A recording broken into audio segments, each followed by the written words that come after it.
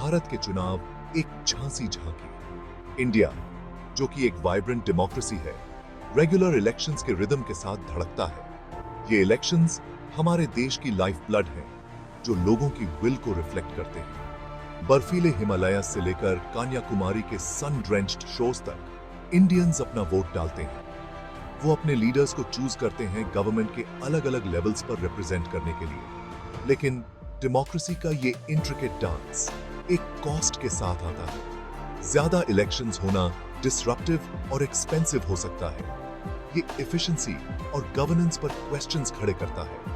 क्या कोई better way हो सकता है? ऐसा तरीका जो हमारी डेमोक्रेसी की सैंक्टिटी को प्रिजर्व करे और साथ ही इलेक्टोरल प्रोसेस को स्ट्रीमलाइन भी करे? यहीं पर वन नेशन वन इलेक्शन का कॉन्सेप्ट आता है। द करंट सिस्टम एक मल्टी लेयर्ड मामला। इंडिया का करंट इलेक्टोरल सिस्टम उसके फेडरल स्ट्रक्चर को दर्शाता है। इलेक्शंस 3 मेन लेवल्स पर होते हैं: national, Lok Sabha, state, legislative assemblies, और लोकल, म्युनिसिपल बॉडीज और पंचायत्स। हर लेवल की अपनी सिग्निफिकेंस है।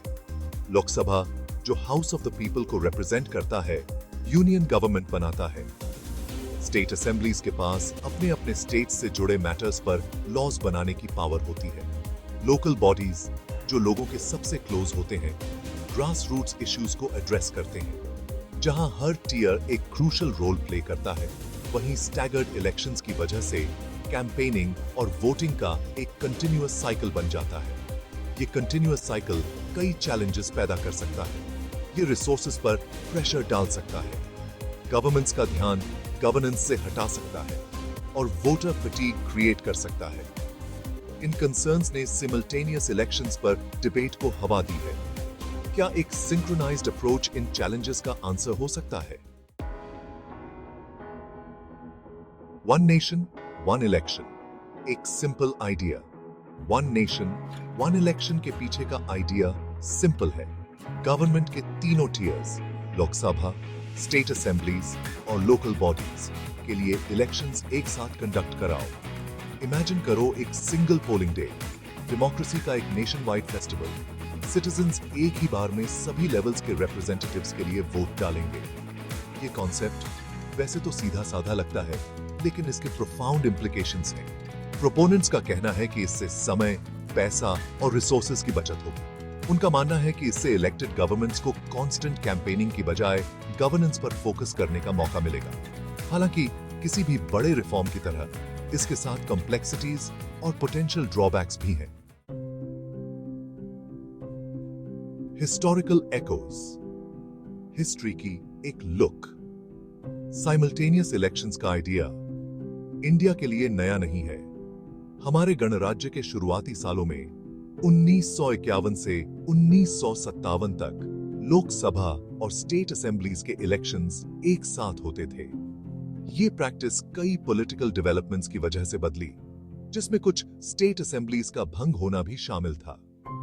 ये आइडिया रीसेंट टाइम्स में फिर से उठा है और करंट इलेक्टोरल साइकिल के परसीव्ड ड्रॉबैक्स के पोटेंशियल सॉल्यूशन के रूप में मोमेंटम गेन कर रहा है। द लॉ कमीशन, NET आयोग और यहां तक कि इलेक्शन कमीशन ऑफ इंडिया ने साइमल्टेनियस इलेक्शंस की फीजिबिलिटी को एक्सप्लोर किया है।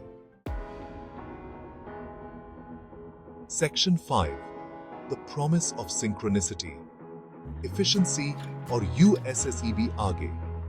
वन नेशन वन इलेक्शन के सपोर्टर्स कई पोटेंशियल बेनिफिट्स बताते हैं। कॉस्ट सेविंग्स एक मेजर ड्राइविंग फोर्स है। साइमल्टेनियस इलेक्शंस कराने से पोल्स कंडक्ट कराने में आने वाला खर्चा काफी कम हो सकता है, लॉजिस्टिक्स से लेकर मैन पावर तक। उनका कहना है कि इस पैसे को डेवलपमेंट इनिशिएटिव्स की तरफ रीडायरेक्ट किया जा सकता है। फाइनेंशियल एस्पेक्ट के अलावा सिमल्टेनियस इलेक्शन से इंप्रूव्ड गवर्नेंस हो सकती है। कम इलेक्शंस होने से गवर्नमेंट्स के पास अपनी पॉलिसीज इंप्लीमेंट करने और अपने प्रॉमिसेस पूरे करने के लिए लॉन्गर अनइंटरप्टेड टेन्योर्स होंगे। इससे स्टेबिलिटी और लॉन्ग टर्म प्लानिंग को बढ़ावा मिल सकता है। Section 6, the price of unity, आने वाली चैलेंजेस। वैसे तो सिमल्टेनियस इलेक्शंस का कॉन्सेप्ट अट्रैक्टिव लगता है, लेकिन पोटेंशियल चैलेंजेस को एक्नॉलेज करना क्रूशियल है। सबसे सिग्निफिकेंट कंसर्न्स में से एक फेडरलिज्म को लेकर है, जो इंडियन कॉन्स्टिट्यूशन का एक कॉर्नरस्टोन है। क्रिटिक्स का कहना है कि सिमल्टेनियस इलेक्शंस कराने से स्टेट्स की ऑटोनॉमी कमजोर हो सकती है और सेंटर में रूलिंग पार्टी को अनड्यू एडवांटेज मिल सकता है। उन्हें डर है कि कैंपेन्स के दौरान नेशनल इश्यूज, लोकल कंसर्न्स पर भारी पड़ सकते हैं और स्टेट इलेक्शंस के आउटकम को पोटेंशियली इंपैक्ट कर सकते हैं। यूनियन और स्टेट्स के इंटरेस्ट्स को बैलेंस करना एक डेलिकेट काम है और किसी भी रिफॉर्म को केयरफुली प्रोसीड करना होगा। Section 7 federalism at stake, power dynamics को बैलेंस करना। सिमल्टेनियस इलेक्शंस का विरोध करने वालों का तर्क है कि यह स्टेट्स की डिस्टिंक्ट आइडेंटिटीज और कंसर्न्स को इरोड कर सकता है। इंडिया अपनी डाइवर्स कल्चर्स, लैंग्वेजेस और पॉलिटिकल लैंडस्केप्स के साथ फेडरलिज्म के सिद्धांत पर थ्राइव करता है। स्टेट इलेक्शंस, रीजनल पार्टीज और लोकल इश्यूज को सेंटर स्टेज पर लाने के लिए एक प्लेटफॉर्म प्रोवाइड करते हैं। उन्हें डर है कि एक सिंक्रोनाइज्ड सिस्टम इस रीजनल फोकस को डाइल्यूट कर देगा और नेशनल पार्टीज के लिए एक अनइवन प्लेइंग फील्ड क्रिएट करेगा। सेंटर और स्टेट्स के बीच पावर के डेलिकेट बैलेंस को प्रिजर्व करना पैरामाउंट है और किसी भी इलेक्टोरल रिफॉर्म को इन कंसर्न्स को एड्रेस करना होगा। Section 8 navigating the labyrinth, logistical और लीगल चैलेंजेस। साइमल्टेनियस इलेक्शंस को इंप्लीमेंट करने के लिए सिग्निफिकेंट लॉजिस्टिकल और लीगल हर्डल्स को पार करना होगा। इंडिया जैसे विशाल और डेंसली पॉपुलेटेड देश में इलेक्शंस कंडक्ट कराना एक बहुत बड़ा काम है। सिंक्रोनाइज्ड अप्रोच के साथ free and fair elections ensure करने के लिए पोलिंग स्टेशंस, सिक्योरिटी पर्सनेल और इलेक्टोरल स्टाफ में सब्सटैंशियल इंक्रीज की जरूरत होगी। इसके अलावा सभी स्टेट्स और सेंटर के इलेक्टोरल साइकिल्स को अलाइन करने के लिए कॉन्स्टिट्यूशनल अमेंडमेंट्स की जरूरत होगी। इसमें वेरियस पॉलिटिकल पार्टीज के बीच कंसेंसस बनाना, पार्लियामेंट्री प्रोसीजर्स की कॉम्प्लेक्सिटीज को नेविगेट करना और पोटेंशियली लीगल चैलेंजेस का सामना करना शामिल होगा।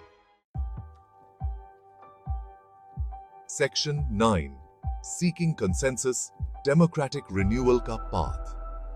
वन नेशन, वन इलेक्शन के इर्द गिर्द चल रही डिबेट केवल टेक्निकल नहीं है, यह डीपली पॉलिटिकल है। ऐसे सिग्निफिकेंट चेंज को इंप्लीमेंट करने के लिए पॉलिटिकल पार्टीज के बीच एक ब्रॉड कंसेंसस की जरूरत होगी। किसी पर्टिकुलर आइडियोलॉजी या पॉलिटिकल एक्सपीडियंसी से प्रेरित होकर जल्दबाजी में लिया गया कोई भी फैसला हमारी डेमोक्रेसी के फैब्रिक के लिए डेट्रिमेंटल हो सकता है। सभी स्टेक होल्डर्स को इन्वॉल्व करते हुए open and transparent dialogue essential है। एक नेशन वाइड डिबेट जिसमें सभी वर्गों के सिटीजन्स शामिल हों, डिस्कोर्स को एनरिच कर सकती है और एक मोर इन्फॉर्म्ड डिसीजन लेने में मदद कर सकती है। Section 10 one nation, one election.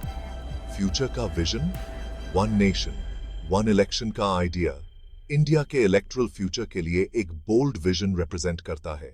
यह एक मोर एफिशिएंट, कॉस्ट इफेक्टिव और गवर्नेंस ओरिएंटेड डेमोक्रेसी का प्रॉमिस होल्ड करता है। हालांकि इस विजन को रियलाइज करने के लिए केयरफुल कंसिडरेशन, मेटिकुलस प्लानिंग और कंसेंसस बिल्डिंग के प्रति कमिटमेंट की जरूरत है। आगे का रास्ता फेडरलिज्म, लॉजिस्टिकल कॉम्प्लेक्सिटीज और पोटेंशियल पॉलिटिकल मैनिपुलेशन से जुड़ी लेजिटिमेट कंसर्न्स को एड्रेस करने में है। अंततः किसी भी इलेक्टोरल रिफॉर्म की सक्सेस इस बात पर निर्भर करती है कि वह इंडियन डेमोक्रेसी की फाउंडेशन, इंक्लूसिविटी, रिप्रेजेंटेशन और लोगों की विल को कितना मजबूत बनाता है।